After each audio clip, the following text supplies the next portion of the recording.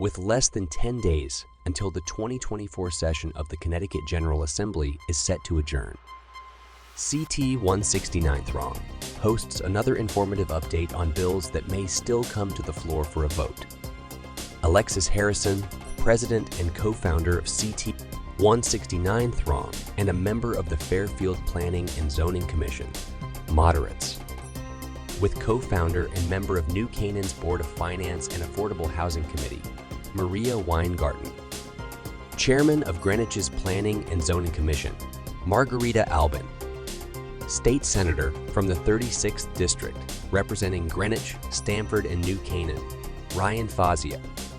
Land Use and Environmental Attorney and member of the Fairfield Planning and Zoning Commission, Catherine Braun. Alexis Harrison begins. So we will begin. We have 34 participants. We expect more as the hour continues, but welcome everybody. Alexis Harrison here again from CT 169 Strong. I think we are a week away from the final day of the short session of 2024, and that we have a lot of zoning and housing bills that we've been talking about for many, many weeks now. And we have a great panel to talk again about where we are in the process, local solutions, TOD, and much more. We have Senator Ryan Fazio of Greenwich, Stamford, and New Canaan, the 36th District. He's also the ranking member on the P&D Committee and has been a great advocate for local control and sensible solutions. We have a special guest, Margarita Albin, who is chair of the Greenwich P&Z, 18-year tenure. We're really glad to have her voice tonight. She's done a lot of tremendous work in Greenwich. We have co-founder of CT 169 Strong, Maria Weingarten, and you also serve on the Affordable Housing Committee in New Canaan. And we also have Catherine Braun, also a P&Z member in Fairfield, an environmental lawyer and advocate for local control. So as I said, 1 week away. Ryan, you want to just give us an update of where we are in the process and, a week away? I mean, there's a lot can happen, right? Exactly. In fact, an entire year can happen in a week, and it probably will. So the legislative session in the even-numbered year is a little bit shorter than in the odd-numbered year. So we're in the election year, we're in the shorter session. And it doesn't seem like there is as much of an appetite as in a normal year to pass a lot. But basically, the cadence of a legislative session is that you have the committee process for the first few months, which is kind of the bottom-up organic part of the legislative process where individual legislators, Joe and Jane Smith, representative, propose bills. Some of them get a public hearing, they're debated, they're negotiated, and they pass through committee or don't. And then so 600 bills pass through committee. And now those bills are being negotiated sometimes behind closed doors about how they're changed, whether or not they get a full vote in the House or the Senate. And obviously, if they get a full vote in one of those, they need a full vote in the other in order to pass. And then obviously the approval of the governor as well. So we're at the point where we haven't passed, I think, almost any bills through both houses, even though we're 8 or 9 days from the end of the legislative session. There's going to be a lot of midnights and early AM sessions over the next 9 days. I'm certainly not saying you should feel bad for me, but I'm saying you should feel bad for yourself, because that's not the best way to legislate. We know that. I mentioned in my last distribution on the email that I proposed a bill at the beginning of this session with Democrats and Republicans, about a dozen of us, that would require any bill above 100 pages be submitted or released 48 hours before it's voted on by the full House and Senate. I think that'd be a much better way to do business. It's a much better standard operating procedure. So we're looking at hundreds of bills, and those bills will be amended before they come to the House or the Senate floor. And we don't always know what exactly they'll entail. Hopefully they'll be good, but sometimes they're very much not. And a lot of those are housing and zoning bills and concepts. Again, in my recent newsletter and in 169 Strong's recent newsletters, they've done a very good job of identifying problematic bills and maybe a couple of good ones related to housing and zoning. Just to reiterate a few of them, and I'll do so very quickly. Senate Bill 207 would allow housing authorities of any municipality to operate without the assent of the host municipality in that different municipality. So think of, Hamden being able to build housing, their housing authority being able to build housing in Stonington or something like that. I think that's very problematic. But that is a bill that passed through committee. 5473 could require municipal sewer extensions by municipalities, which could present a problem with 830G, making it easier to do 830G, and also rollback of historic design reviews potentially. Again, it's not clear how we read those bills, but that would be a major problem, especially for, say, New Canaan or Greenwich. House Bill 5475 would limit wetlands review. It's a problem for our environmental considerations.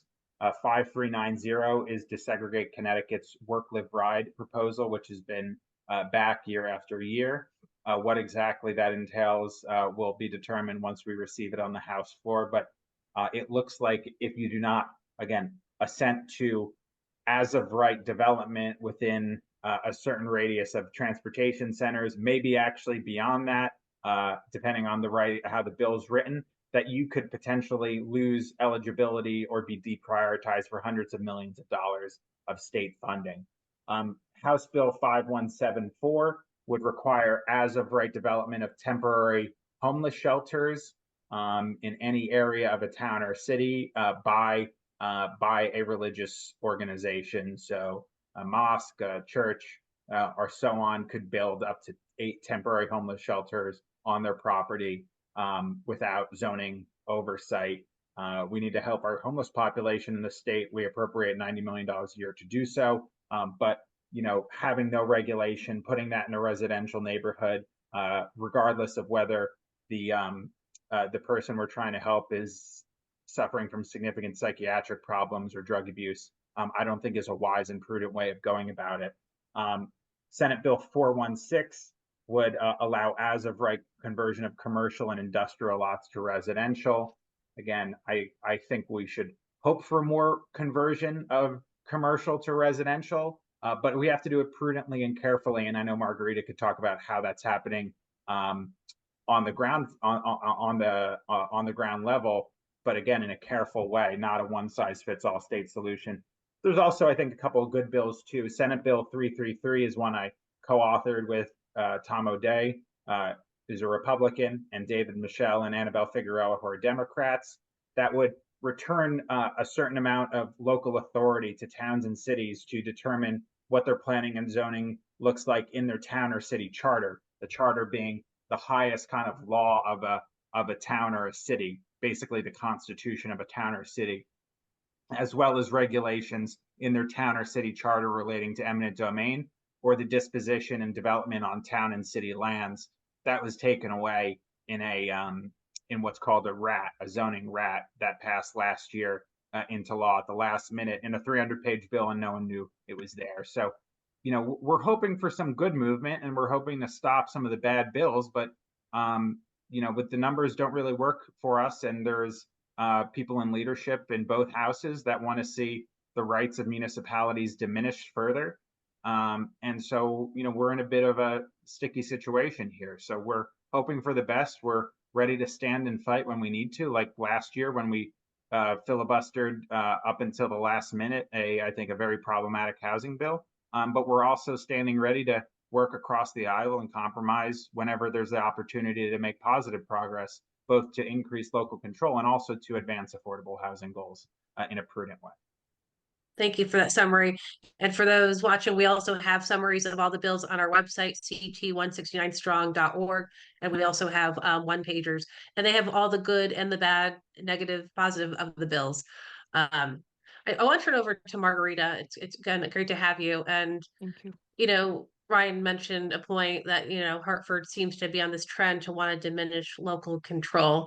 And from what I've observed in the last few years of watching, housing and P&D, there seems to be an accusatory tone that a lot of towns may not be doing the work when it comes to affordable housing. Do you think that that's true, or don't you think we should be getting more credit So I know sitting on a zoning commission, we know affordable housing is essential to our town. Right, No question. exactly.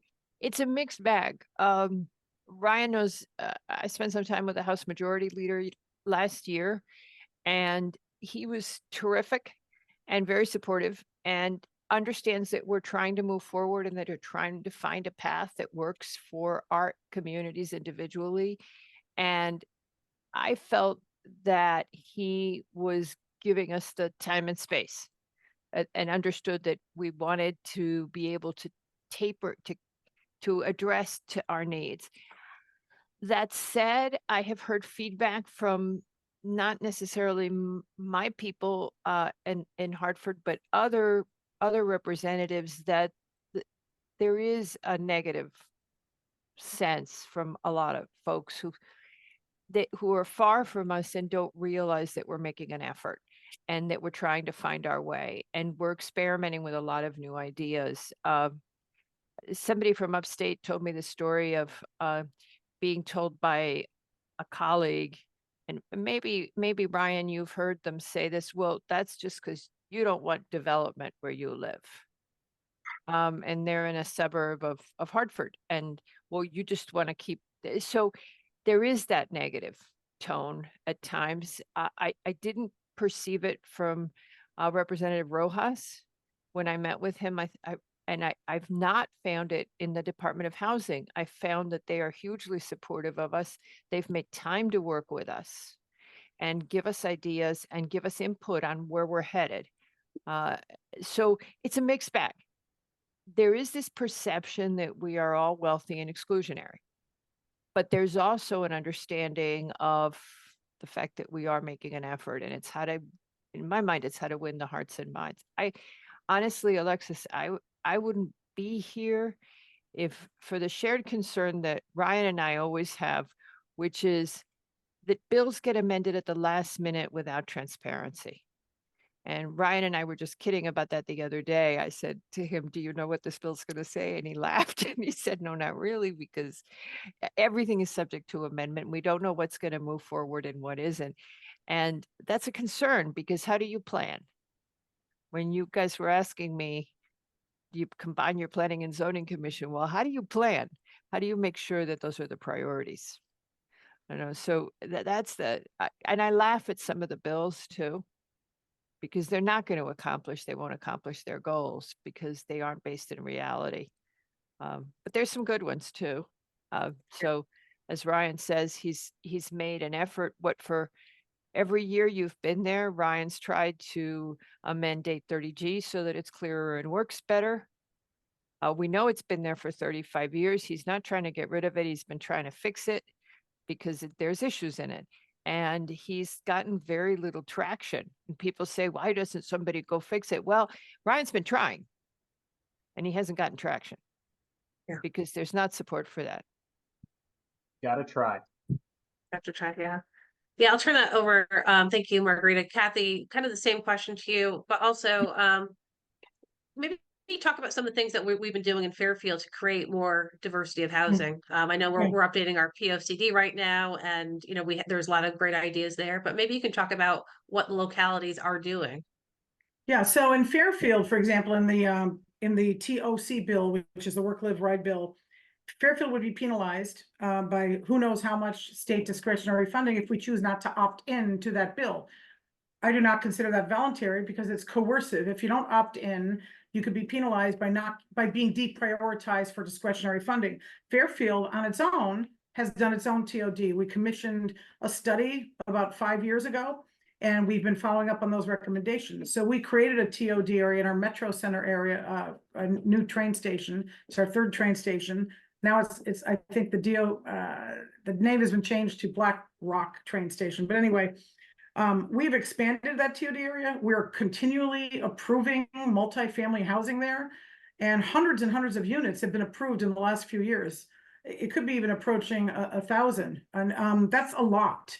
And despite our doing that, we would be penalized by this bill if it's passed, because we are doing work.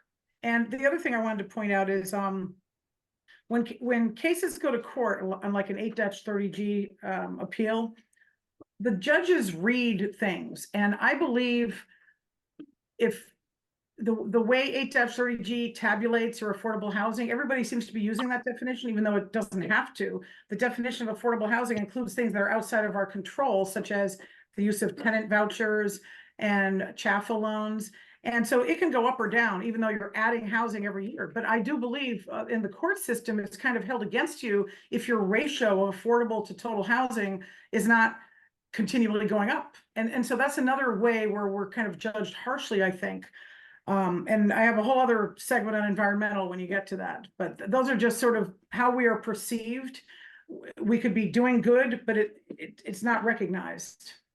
Yeah, I do want to call out that we just, Yeah. our town, to the credit of our first select woman, has partnered with Habitat for Humanity to create more affordable units. So I think that's a great, model for many others to follow. Maria, I know you've been waiting patiently. And Ryan, thank you for going over the bills. Now, Maria, but I want you to talk about what are the bigger themes in the bills that you've seen this year as opposed to past years. I know there are some terms like as of right that is very prominent in the TOD Right. bill in particular. And that's really, most of these bills have some sort of component of as of right, the ones that we are concerned with. And, and I think there's this misconception out there, and we were talking, Kathy had mentioned how, there are a number of projects that had been approved. They don't need to be as of right to get approved. And that happens every day, every week, every month in our P&Zs where different projects get approved through a process.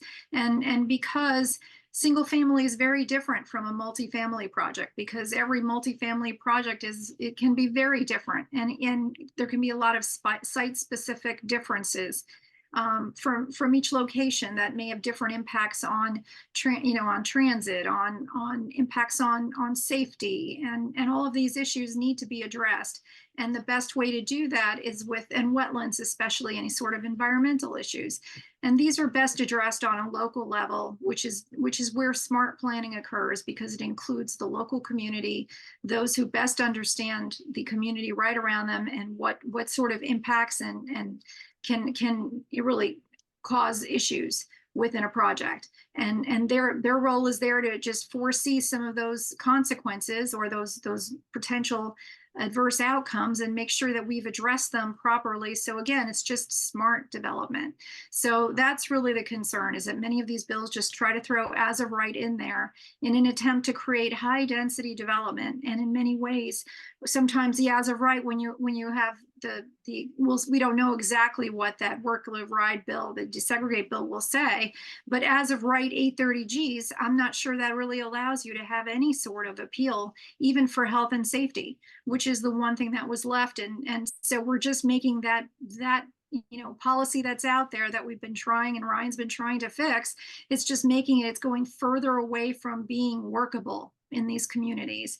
And that's really a shame. And I think it's really important that we start listening to these communities, all communities, and really, and that includes small communities, rural communities, and small towns. And I think when you look at the studies that are done, you look at all of the reports that are done, they're always talking to the largest housing authorities, the largest cities, and there's a number of people who are left out of the conversation, and that's why these one-size policies are not working. And that's why when Margarita says they're not going to work, they just don't work, and it's because they don't have everybody at the table having a conversation. And we all are trying to be honest actors in this, and put our best foot forward. And I think there is this lack of trust from Hartford sometimes, and we need a better way forward that's collaborative.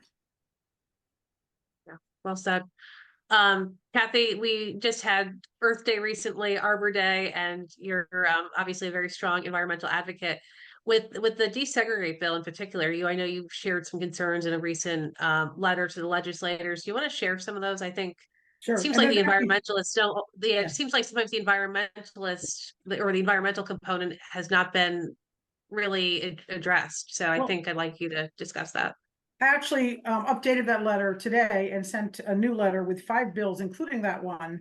So they all have a component of bad things in it. So I'll talk about the issues, but As of right means no public hearing. Arguably, it means there's no ability to file an environmental intervention, which anyone in the state has the right to do now to raise environmental issues. If you don't have a proceeding, there's nothing to intervene into. They also do not, without having a public hearing, you don't have the ability of local people to say, hey, there's already water coming through my property from an underground spring or this or that. It might not even show up as a wetland somewhere. Or other environmental things could be harmful. For example, we might want to preserve open space. All of those things are ignored when you do not allow local review with public hearings. And we have a problem with open space because not only are we not reaching our state goal of preserving 21%, according to the State Commission on Environmental Quality, it will take 60 or more years at the rate we're preserving it statewide to get to that target. And we also want to preserve, I think, 130 acres of farmland, and it will take 70 years to get that at the current rate. We're losing things to development. And when you don't have the ability to have local, land is local, obviously, can't move it, it's where the town is.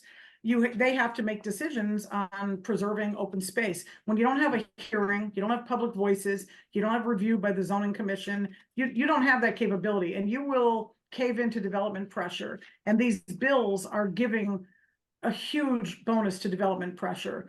They're tying the hands of the local zoning commissions. And it's not just the transit-oriented community, which is 5390. It's converting commercial to residential. It's converting nursing homes to residential. It's there's also a mandate for our sewer commissions to basically take on zoning obligations and expand sewer without even zoning saying where we want it. It's up to zoning who's supposed to plan where we want to have this development. So we're supposed to be planning where we want the preservation versus the development. But when you take away all of this, you will be losing open space. And with that, you lose all the ecological benefits open space provides, one of which is absorbing carbon. So, and which helps with climate change. And I know there's a whole concept out there, which developed fairly recently, I guess, called natural solutions to climate change. That requires open space.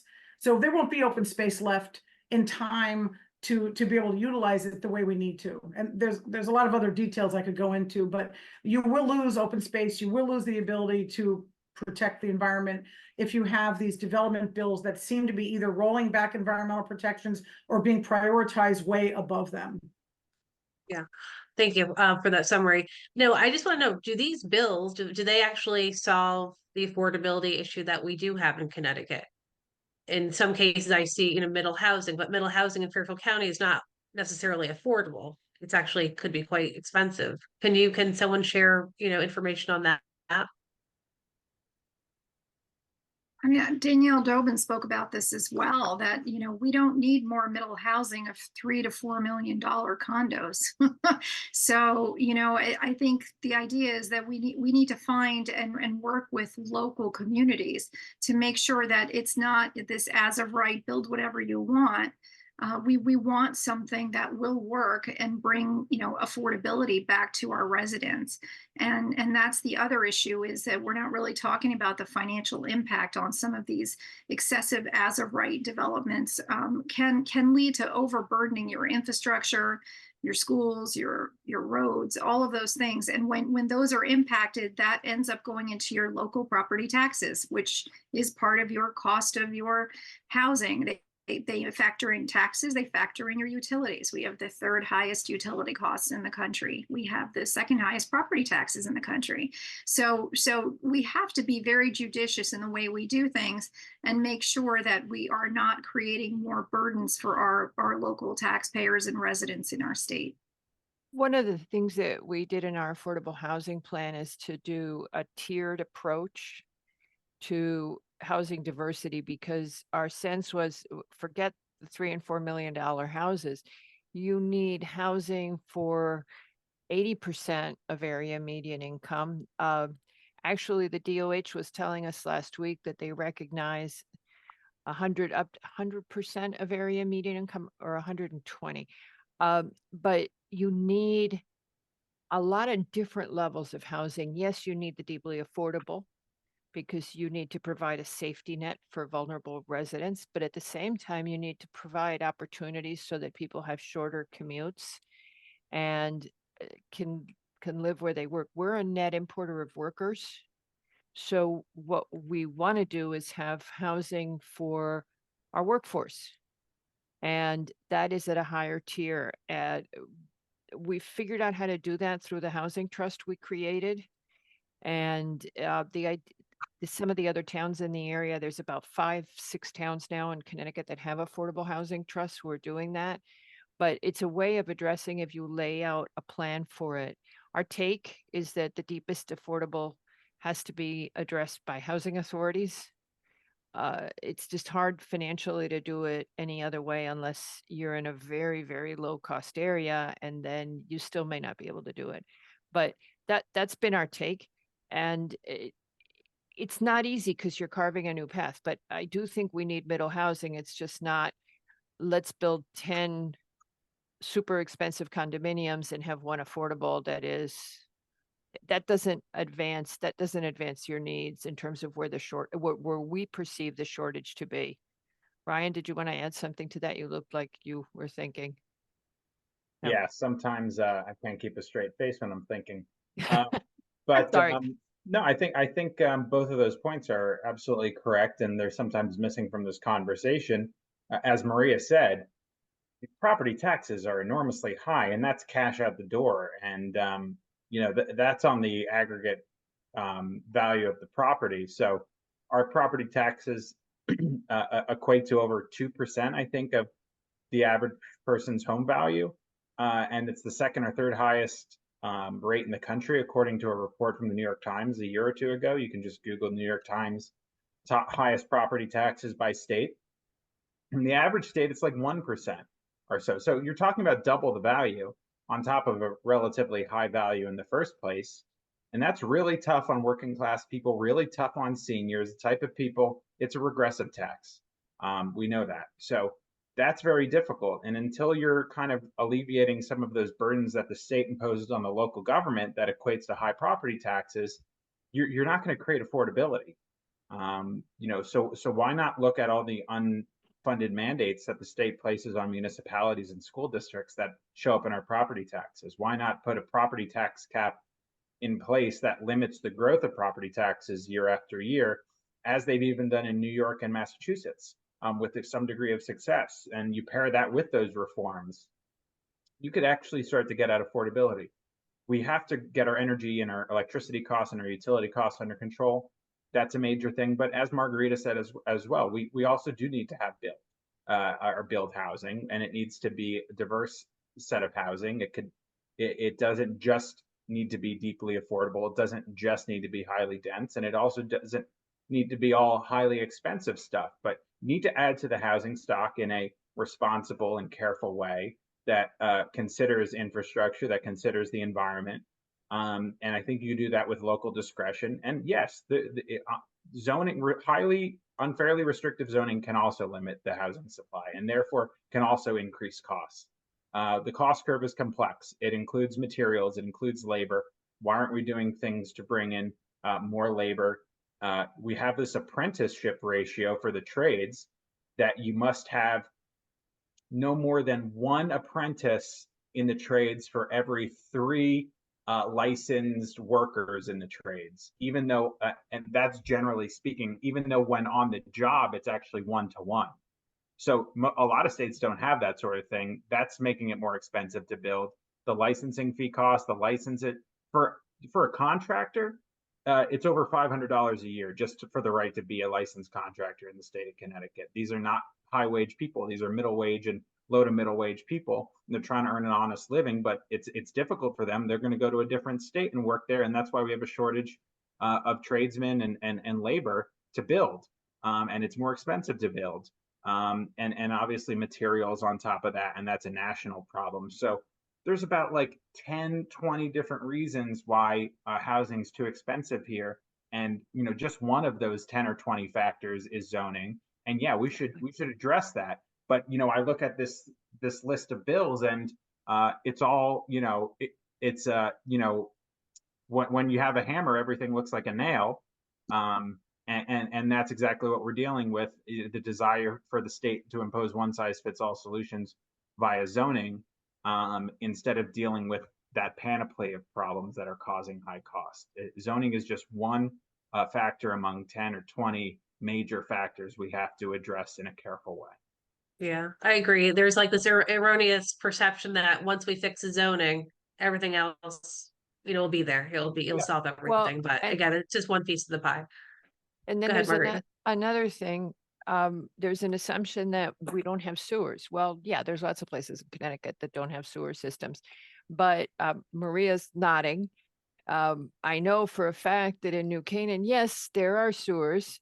Mhm. The problem isn't a plant capacity issue. We have sewer capacity. It's that all of these towns are old and they have lines that are very, very old. They're clay and they are at capacity. So it is very difficult to add density. This is an infrastructure issue that needs to be addressed, and it's billions of dollars.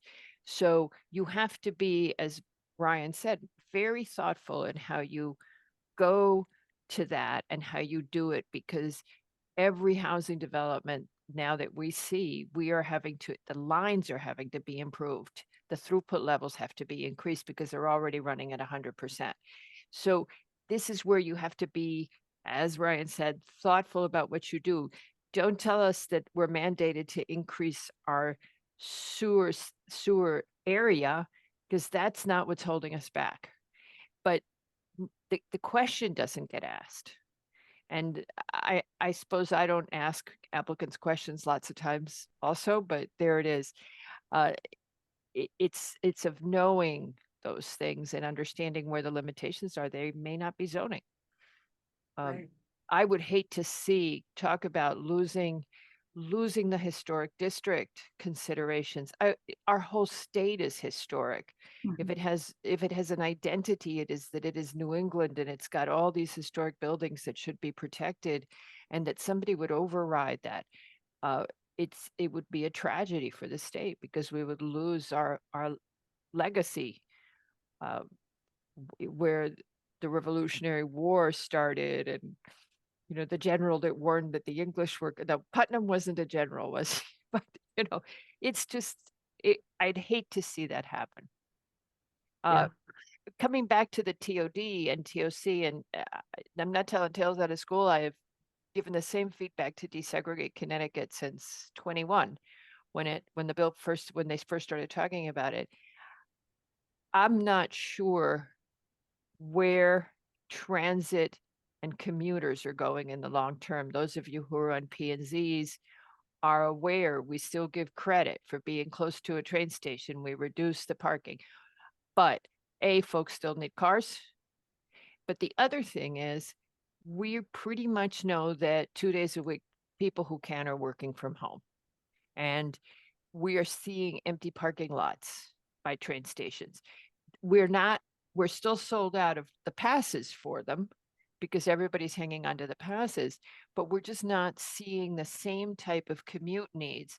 So is transit oriented the way to think about the future? Is it the right way to plan for the future? I'm not sure that it is. Walkable communities is the right way to plan for the future.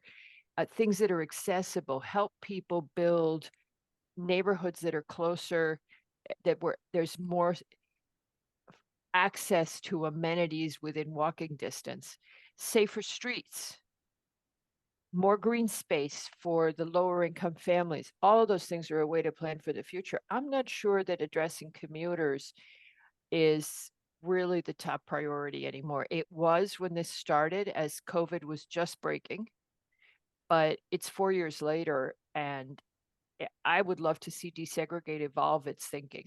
I've said that to them. You could move this forward because you started out with a good concept. You're thinking again, Fazio. I'm thinking about the mixed use. That's what I was thinking. to me what really seems to be missing from these desegregate bills. And again, it's just sort of belies that they're really there to support their developer-backed interests in many ways, because they just seem to create density with not as much affordability in these as of right assumptions that they want to have pushed forth. And so it to me, that's the troubling part. And also the part, and we have to see what happens, but the way OPM now can deem any of the 111 transit communities considered a qualified transit oriented community is concerning, because you then all of them, even if they decided not to opt in, might be beholden to this as of right development for 830Gs, for middle housing up to 9 units. And the way the bill is currently written, we don't know if it'll stay that way, but it's everywhere in the town. That's what's in the language of the bill. And the legislative report agrees with us. So, I mean, this is, and it's frustrating that, they're not sharing this information. I mean, these concerns have been raised. They've been raised at the state level, where they've detailed what's in the bill, and the fact that they're just going to drop it on legislators right before a vote doesn't give a lot of comfort. That fair share bill, I had to go back and do a little research on a section. I just looked back; it was 75 pages long. Oh yeah, I remember that. Dumped in at 2 a.m. on a Saturday morning. No, 75 pages long. at 2 How is o'clock on this- Saturday. It's crazy, 2 a.m. And how is that good process? It's just not. And it's really not fair to our residents. It's not good policy. We find things in there, just about definitions and things, and it's just sloppy. It's sloppy, and it's disheartening that this is the way this process is going right now. And we really hope they'll consider doing better. Yeah, I want to switch gears a little bit. We have some questions from the audience, and please keep typing away, and please put more in the chat. If towns were forced to extend sewer systems, who would pay for that? There's language that says that we would be prioritized for funding if we did certain things in some of the bills. Ryan? Yeah, it depends. It normally, yeah, as Margarita said, they try to create an incentive so there's state funding for it, but otherwise it would be on the locality, right? It doesn't go. This is not something that would go necessarily back onto your water or sewer bill, right? It would actually come out of the municipality if you were just right. If we, town of Greenwich, Margarita, were forced to extend a sewer line by state statute, does that go back onto your water or sewer bill, or does that go straight out of the town's pocket? It depends. It Go would ahead. depend on how it was done. If you asked for a line, if a neighborhood wants a line extension, you would pay for it. When we had an affordable housing proposal that they needed an extra connection, they would have paid for the cost. If the town itself is extending its infrastructure network, then the town has to pay for it. So it just depends on how you go about it. Thank you. Since we have two P&Z commissioners, this is a good question. If any of these bills pass, are there reasons for the town to continue having affordable housing committees and plans? And Maria, of course, you're on the affordable housing committee in New Canaan. Would there still be a need? Well, there is a need. So we're always I was touring Canaan Parish today in New Canaan and talking with, one of the developers in our town who helped us create that project. And so we're always looking at good solutions. We're always thinking forward. And I think what's most important is that we have to have, everybody at the table, as I said before, because that's the biggest issue is you have to consider, as sewers, as Margarita mentioned, you have to consider how much multifamily there is. It's how do different, how does Open Communities Alliance consider what's multifamily in their allocation process if they were going to come up with a fair share. Seems like the current bill from this past year said that you have to have 3 or more units to be considered multifamily. Not considering our townhouses, our row houses that might be all together and connected to each other. That's concerning because those are all in areas that are more densely developed, and that's part of the fabric of our community. And again, it's this lack of reflection on that smaller communities may not have 3 and 4 story buildings or higher buildings as quickly and as easily as other areas, just because they lack some of that infrastructure and they have narrower roads. So you have to really put all those factors together when you think about these plans, and this is why these are not good policy decisions, but we hope that at some point people are going to listen, and at some point maybe the residents of our state wake up too, and they start recognizing when these elections have consequences, and the bills that pass have consequences, and they need to start paying more attention to all of this. And that's why we're here. We're trying to raise the alarm and let people know what's out there and what's being proposed, because it's not good for our communities. It's destructive. And also to answer Mr. Rathbun's question, knowing the state, we would still have the 830J requirement. So we would have to be writing the affordable housing plan every 5 years anyway. And it's good to have a group of people that's working on that and that can keep saying, okay, so this is the law and how you get exactly your point, Maria, how's it? But we're still, the problem that I've seen with the state is they don't erase any of the old laws. So they just keep adding new ones. So we would still have the 830J requirement. So I think we would still need people working on that.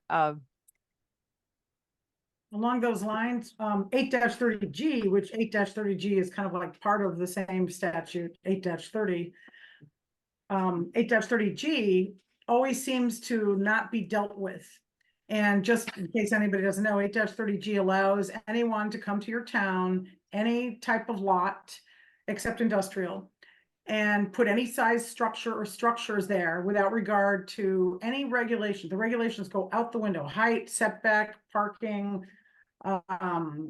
coverage, density. It goes away. So you could have a little neighborhood of ranch style houses or Cape Cods, and you could have, say, there happened to be an undeveloped 2-acre parcel. They could put 5 apartment buildings there, 4 or 5 stories tall, right up to your boundary, literally, with a wall. We had one like that, with a wall of air conditioning units, 20 feet from your bedroom window.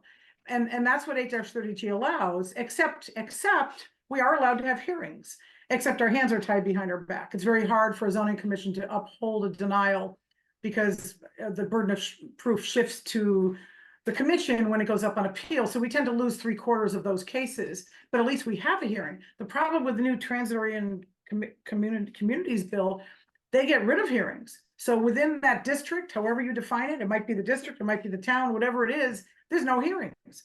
So you're basically putting 8-30G on steroids if this bill passes.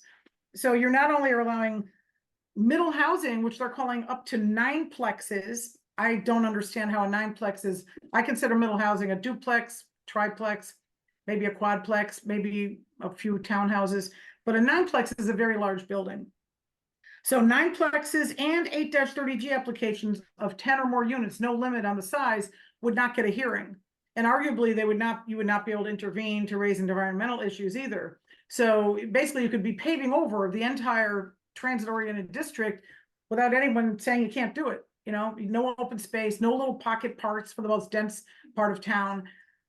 So not only do these bills no one's addressing 8-30G, and I think, somebody proposed a bill to study 8-30G to see how that could be reformed, but that did not get out of committee. He's sitting right here. That was you. Thank you. I know.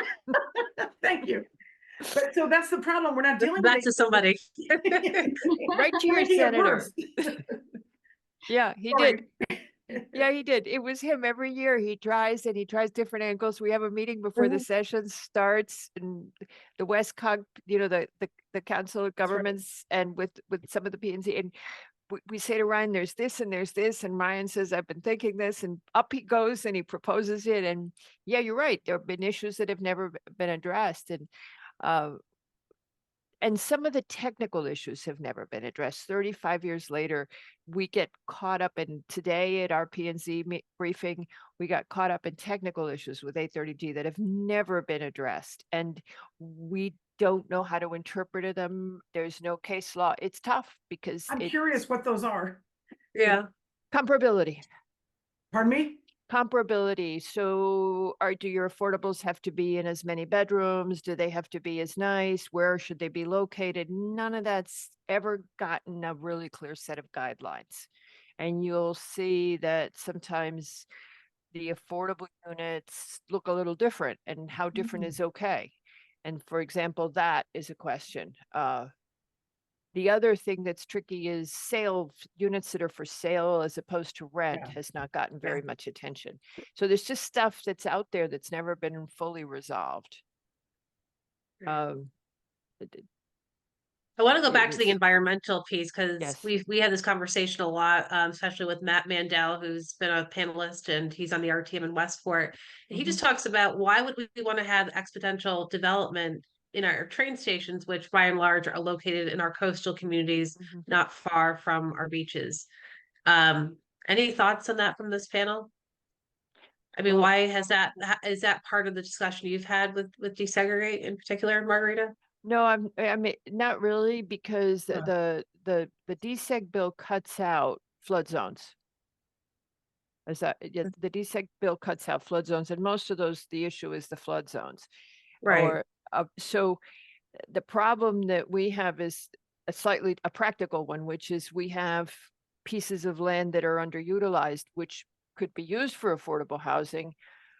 But to Kathy's point, if it's in a flood zone and it's likely to, and it has proximity to the train and hundreds of years of when it wasn't electric and et cetera, 100 years of steam, what are your issues here? You've got contamination and you've got flood zone.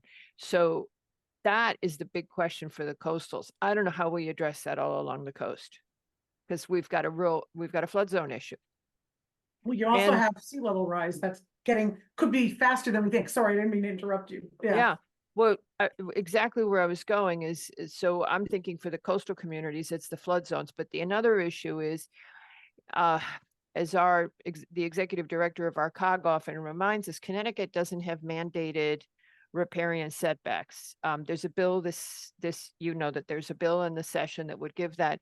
We've been working on that independently in our town, because what we found is we've had tremendous flooding damage from the rivers and water bodies in major storms.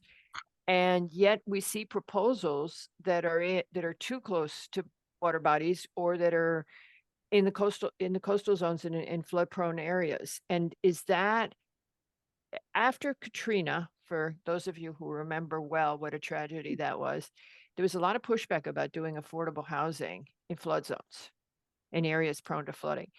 And we seem to have forgotten about that to some extent. And we have to remind ourselves that you don't put your more vulnerable populations in your most vulnerable pieces of land.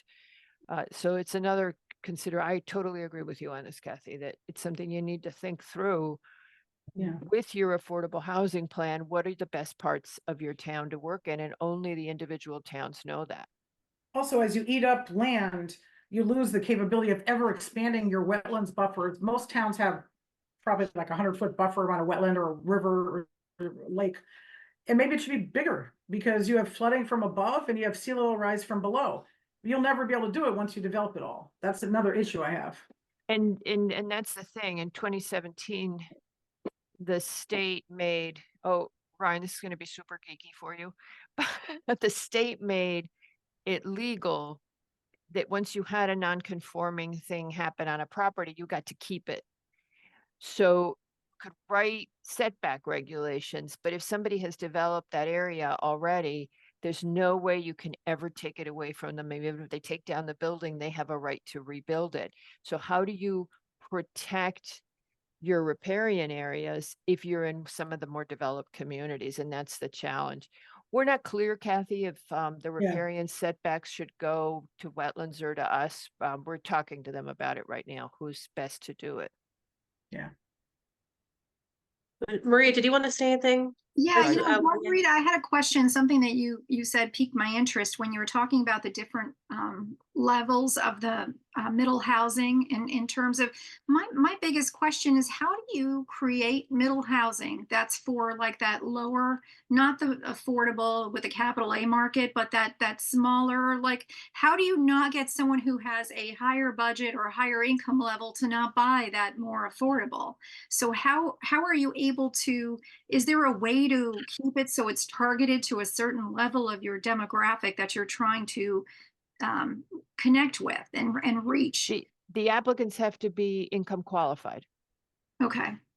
So when So we're still talking about like an income qualified up to like maybe 120% of AMI, or we're only doing 80% of AMI. 80%? We didn't even know that you could go higher till the DOH told us, and we were like, here's the thing, we're doing it with our housing trust, and under 830G, you can really only go to 80% of AMI. So we've stayed with that, and we're doing 80% of AMI, and you would have to be income qualified as an applicant. Got it. But it's still, a family of 4 is like 152,000 a year is AMI. So you're talking about, what's that, 120 or so? 120,000 a Mhm. year for, it's a good income. So it's getting you right at people who are working in a good position, ready to buy or rent. And how do you give them housing to shorten their commute? Because that reduces that's where your infrastructure strain reduction is. And again, where you would move away from doing transit oriented development to doing something like that, where you're untransit oriented, where you're decoupling, and you would no longer have a need for the transit because it's walkable. You can walk to work. And that would be ideal. We've spent a lot of time mapping where the people who work in town, where they come from, how many live close by, how much are they earning? We can't get it for everybody, but trying to get a sense of how much they're earning.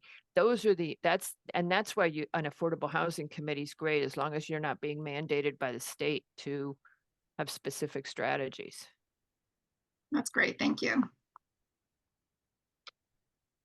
Well, I know we have just a few more minutes left. I want to, Ryan, I always ask you this question because people always ask me, well, what can we do?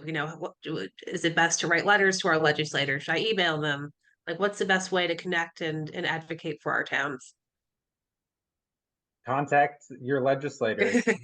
Make sure that your friends and like-minded neighbors do too, especially about bills that are,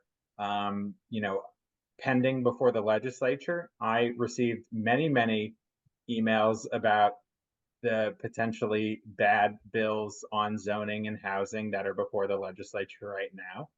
And I know that my colleagues did too, especially in Fairfield County. And it might be the case that when they hear from 1 or 2 or 3 constituents about an issue that it doesn't turn their head, but I guarantee you when they hear it from 50, it does.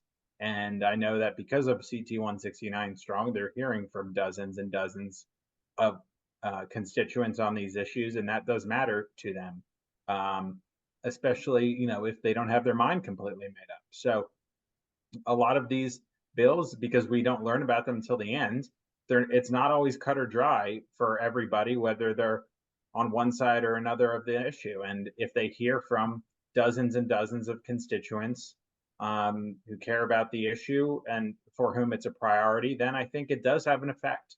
And I know that everyday kind of citizens advocating for local control and a logical path forward on affordable housing has made a difference and put a bit of some brakes on some of the worst instincts within the state legislature. And CT 169 Strong has a lot to do with that. So it really is contact and talk with your legislators, your elected officials, and make sure as many of your neighbors and friends in your community do so as well.